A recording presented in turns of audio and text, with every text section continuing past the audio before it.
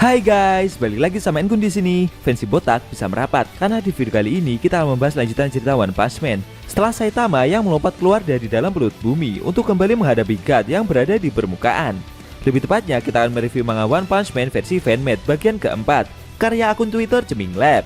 Buat kalian yang belum lihat review chapter sebelumnya bisa klik link di deskripsi, atau bisa juga klik link di pojokan atas video ini ya.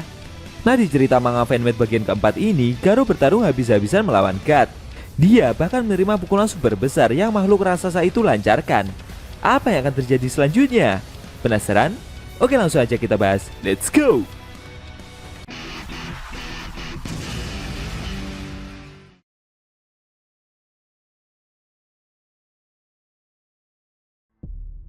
Pada awal scene kita diperlihatkan langit-langit bumi yang diselimuti awan hitam dan perlahan kilatan-kilatan petir muncul. Di permukaan yang telah hancur itu, perlahan Garo berjalan dengan tubuh yang telah menerima banyak luka parah dari pertempurannya saat menahan serangan dari God. Sambil meneteskan banyak darah, mantan pemburu pahlawan itu masih dapat berdiri tegap sendirian di hadapan God yang masih memiliki banyak energi untuk bertarung. God berkata jika darah telah mengalir banyak dari tubuh Garo. Dia bertanya, apakah dengan begitu Garo sudah bosan dengan permainan kecil-kecilan yang God lakukan? Karena setelah ini waktu bermain mereka akan segera usai. Ternyata saat menghadapi Garo sebelumnya, God masih belum bertarung dengan serius ya guys. Garo yang sudah terluka separah itu berkata, jika baik dewa atau bukan, si botak yang masih berada di bawah tanah itu jauh lebih kuat dari si raksasa tersebut.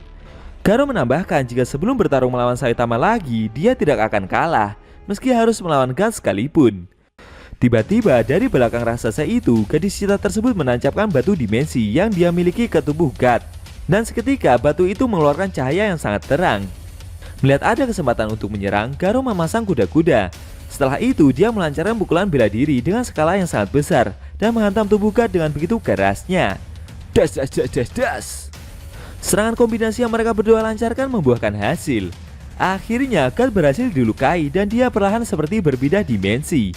Namun saat proses perpindahan dimensi itu sedang berlangsung, secara mengejutkan God malah berhasil membatalkan kekuatan yang batu dimensi itu keluarkan.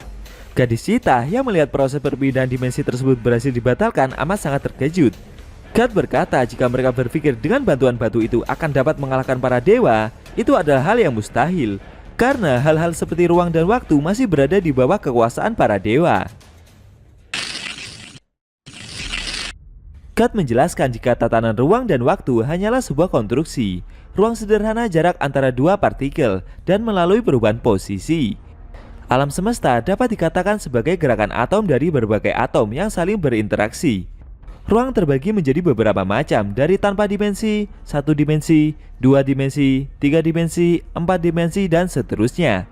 Makhluk-makhluk dari dimensi yang lebih rendah tidak dapat merusak makhluk dari dimensi yang lebih tinggi.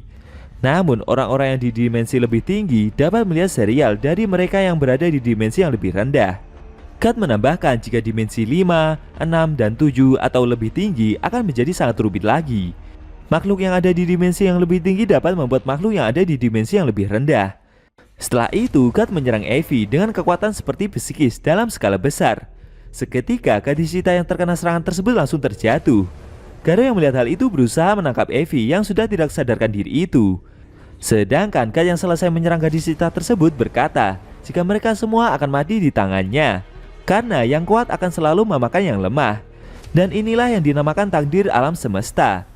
Agar yang lemah menjadi kuat, mereka harus mengalami yang namanya kegagalan terlebih dahulu. Di sisi lain, setelah berhasil menangkap Evi yang terjatuh itu, Garo menyadari jika gadis cita tersebut sudah tidak bernyawa lagi. Dan perlahan tubuh Evi mulai menghilang dan berubah menjadi debu-debu yang bercahaya. Garo yang melihat gadis cita itu menghilang di hadapannya bertanya kepada God, kenapa dia menghancurkan semuanya dan untuk apa dia melakukan semua ini? Mendengar pertanyaan tersebut, God memberitahu, karena kehidupan yang para manusia jalani ini jauh lebih rendah daripada mereka. Agar evolusi terjadi, kehidupan harus mati.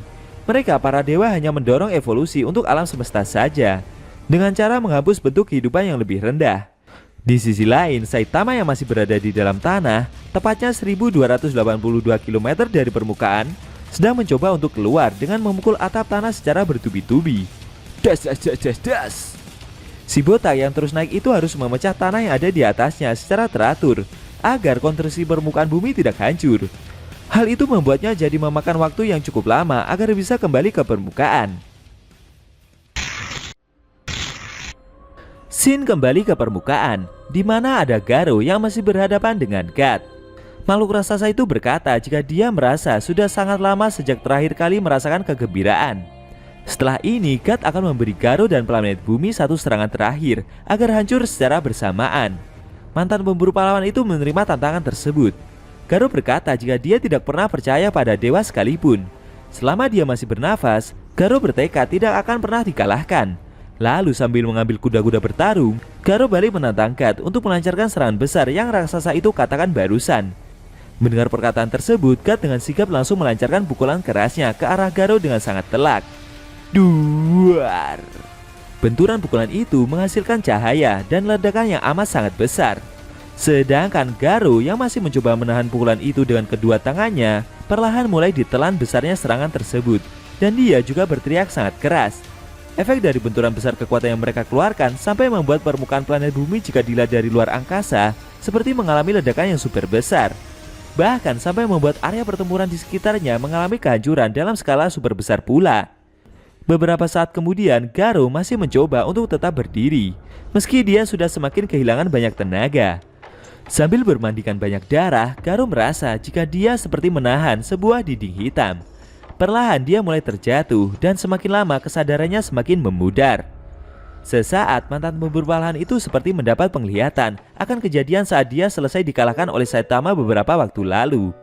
Waktu itu, si botak menasihati Garou jika keributan yang dia perbuat bukanlah alasan bagus untuk membunuh seseorang. Dan saat itu, para pahlawan sedang menyudutkannya. Tidak terkecuali gurunya Silver Fang. Sambil melihat tangannya, Garou bertanya-tanya, apakah dia akan mati? Atau ini semua hanyalah mimpi belaka? Garou penasaran, apakah ini adalah kekuatan lain yang God keluarkan? Dengan kejadian yang dia alami sekarang, Garou merasa jika dia memanglah seorang pecundang.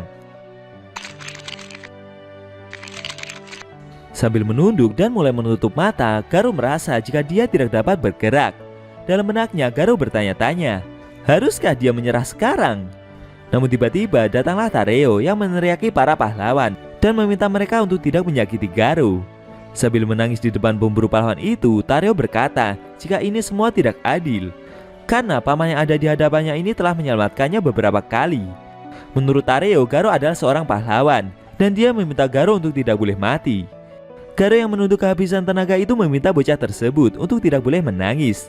Dia menasihati Tareo untuk menjadi bocah yang kuat, karena dunia ini kejam dan nanti tidak akan ada yang membantunya. Garou berpesan agar Tareo menjadi kuat, sehingga tidak ada orang lain lagi yang akan menyelamatkannya di masa depan. Perlahan Garou juga meneteskan air mata, dan dia juga mengingat momen saat bersama dengan Tareo. Beberapa saat kemudian hujan mulai turun.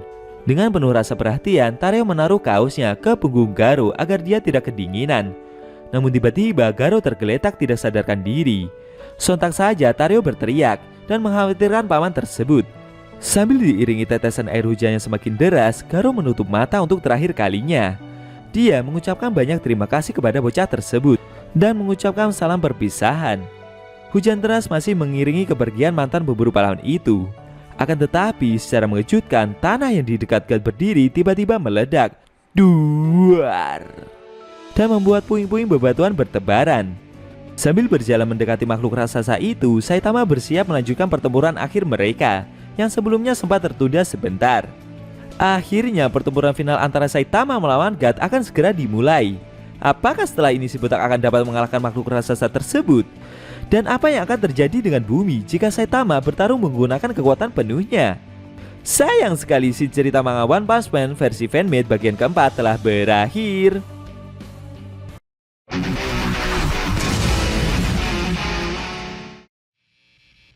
Nah, itu tadi review cerita One Punch Man versi fanmade bagian keempat yang ending scene-nya memperlihatkan Saitama yang akhirnya berhasil keluar dari dalam perut bumi dan akan melakukan pertempuran final melawan God. Walaupun sebelumnya Garou harus mengorbankan nyawanya dan memperlambat God yang berusaha menghancurkan bumi. Bagaimana menurut kamu? Jangan lupa tinggalkan komentar kalian ya. Kalau mau nonton review sebelum atau selanjutnya bisa klik link di deskripsi. Linknya udah Mimin taruh di sana kok. Buat kalian yang punya Instagram atau TikTok, jangan lupa follow sosmed Mimin juga ya guys. Oke? Tekan like kalau suka sama video ini dan dislike kalau nggak suka. Jika ada kata-kata dari Engu yang kurang pas, Engu mohon maaf, dan sampai bertemu di video review cerita fanmade One Punch Man selanjutnya.